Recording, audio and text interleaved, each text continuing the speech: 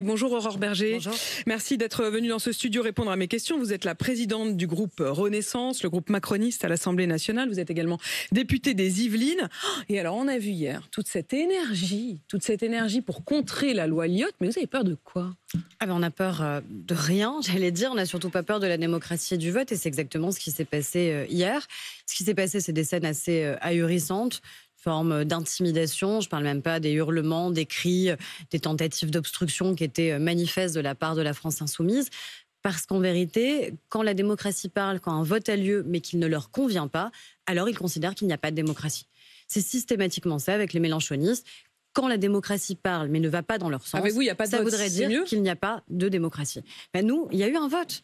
Et la seule chose qu'on voulait hier, c'était pouvoir avoir un débat, espérer avoir un jour peut-être un débat serein sur la question des retraites à l'Assemblée nationale. On en a été privé pendant des semaines, vous l'avez vu, vous l'avez commenté très largement. Au Sénat, il y a eu un débat avec des points de vue qui étaient contraires, mais il y a eu un débat. À l'Assemblée, on ne peut pas dire qu'il y a eu réellement un débat, puisque du fait de l'obstruction, du fait de la manière avec laquelle il y a une tension permanente au sein de l'hémicycle, on n'a pas réussi à avoir une qualité de débat qui, à mon avis, était importante pour les Français. Je suis quand même hier, un peu saisie. Et hier, on a eu malgré tout, vous avez quand même dit cette phrase, Aurore Berger, là à l'instant, quand je vous ai dit vous avez peur de quoi, vous m'avez dit certainement pas de la démocratie et du vote. Non, encore heureux quand on est parlementaire. Encore heureux quand on est parlementaire, qu'on n'ait pas peur ni du débat, ni du vote. Il n'y a jamais eu de vote sur cette réforme des retraites, ça vous paraît pas un problème ? Mais attendez, déjà, si on veut refaire l'histoire, on peut le refaire encore et encore. Et on peut dans ces cas-là partir du point de départ, qui est une obstruction parlementaire massive, orchestrée, organisée, avec une intention qui a d'ailleurs été décrite et revendiquée par Jean-Luc Mélenchon lui-même, qui était de dire il ne faut surtout pas voter, c'était le fameux article 7, c'est-à-dire il ne faut surtout pas voter le report de l'âge légal à la retraite. Nous avons dit quoi pendant ces semaines de débat, pendant ces longues heures de débat systématiquement ? Allons-y, allons au vote. Sachons concrètement ce qui se passe à l'Assemblée nationale. Aurore Berger, c'était l'occasion. Mais c'est ce qu'on a fait hier. Non, mais je veux dire un vote dans l'Assemblée, un vote dans l'hémicycle. Mais moi, je suis désolée, vous pouvez pas me demander à moi, qui suis députée, qui suis présidente du groupe Renaissance, de dire, écoutez, vous venez en commission des affaires sociales, mais vous votez pas selon vos convictions. Moi, j'ai voté, nous avons voté selon nos convictions. On n'allait quand même pas voter. On n'allait quand même pas voter pour l'abrogation de la réforme. On a évidemment voté contre l'abrogation de la démocratie et du vote, et en même temps, vous faites tout pour empêcher ce vote dans l'hémicycle la semaine prochaine. Enfin, moi, ce que j'ai fait hier, c'est d'être en commission des affaires sociales pendant, encore une fois, de longues heures, malgré de l'obstruction manifeste, parce qu'on a eu des dépôts de centaines, voire plusieurs milliers de sous-amendements pour faire quoi ? Pour empêcher qu'on ait un vote hier en commission des affaires sociales. C'est ça qui a été organisé, qui a été fomenté hier de manière très claire par la France insoumise. Et nous, on a voté. Et on a voté, en effet, selon nos convictions. Vous ne pouvez quand même pas, encore une fois, me demander à moi de dire, écoutez, vous auriez dû venir, vous n'auriez pas dû participer au vote pour attendre ce qui potentiellement pouvait se passer en hémicycle. Non, moi j'ai voté selon mes convictions, j'ai voté pour protéger notre modèle social, et donc j'ai voté contre, évidemment, l'abrogation de la réforme des retraites. Si je vais au bout de votre logique, puisque vous dites que vous n'avez rien à craindre d'un vote, ça veut dire que Yaël Braun-Pivet ne va pas censurer l'article 1 qui va revenir. Alors tout ça est très technique, c'est compliqué, mais en même temps c'est l'occasion aussi de se plonger dans notre Constitution. Et c'est assez passionnant de voir tous les outils que vous avez à votre portée. Vous en avez d'ailleurs trouvé certains dont on avait un petit peu oublié, les uns comme les autres. Mais ce que l'on comprend, c'est que cet article, pour abroger, pour revenir à une retraite à 64 ans, qui a donc été supprimé en commission hier, il peut revenir sous la forme d'un amendement rétabli le jour J, c'est-à-dire la semaine prochaine dans l'hémicycle. Mais encore faudrait-il que Yaël Braun-Pivet ne le censure pas à nouveau dans l'hémicycle. Si je vous comprends bien, Yaël Braun-Pivet ne censurera pas cet article. Elle n'a pas vocation à empêcher ce vote. Non, mais la question, elle ne se pose pas comme ça à la présidente de l'Assemblée nationale. Elle n'est pas là pour garantir un vote ou pour empêcher un vote. Elle est là pour faire respecter des institutions et faire respecter la Constitution.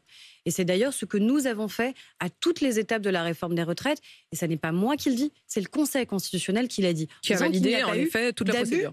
Il y a eu une procédure qui a été respectée. Il y a eu une constitution qui a été respectée. Donc la présidente de l'Assemblée nationale, elle n'a pas à se prononcer en disant « je veux favoriser un vote » ou « je veux l'empêcher ».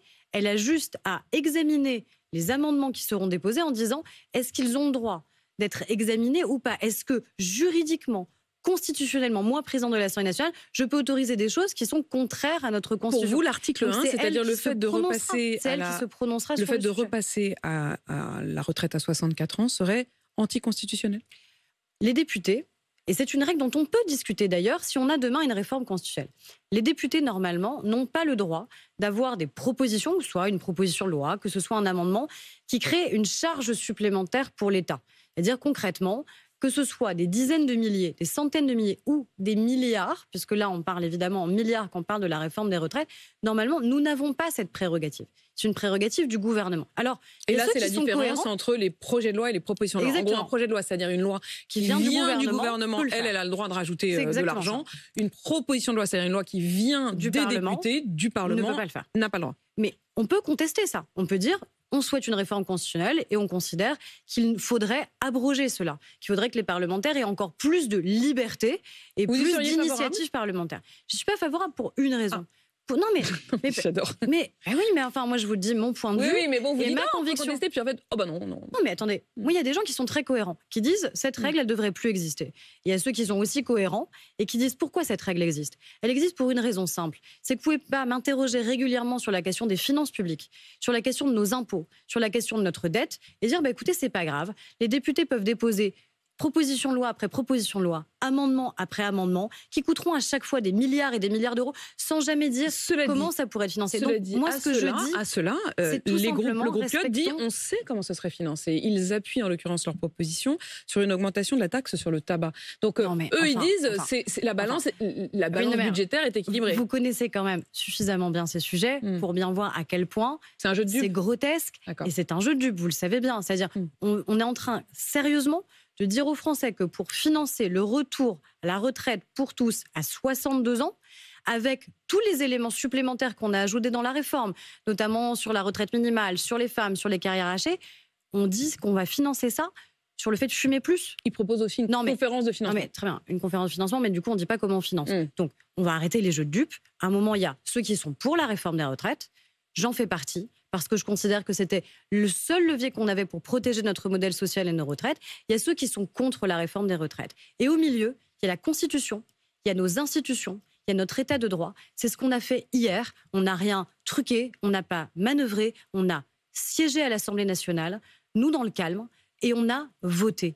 Et ce vote hier en commission des affaires sociales a dit que dans cette commission, qui représente tous les groupes politiques, qui représentent toutes les sensibilités politiques à proportion de leur nombre à l'Assemblée nationale, ne souhaitaient pas abroger la réforme des retraites. Et je siégerai avec mon groupe le 8 juin prochain en hémicycle. Et s'il doit y avoir un vote, eh bien nous voterons. S'il doit y avoir un vote, vous voterez. Vous ne vous opposerez pas à la possibilité de ce vote. Déjà, moi je n'ai pas les moyens d'empêcher quoi que ce soit.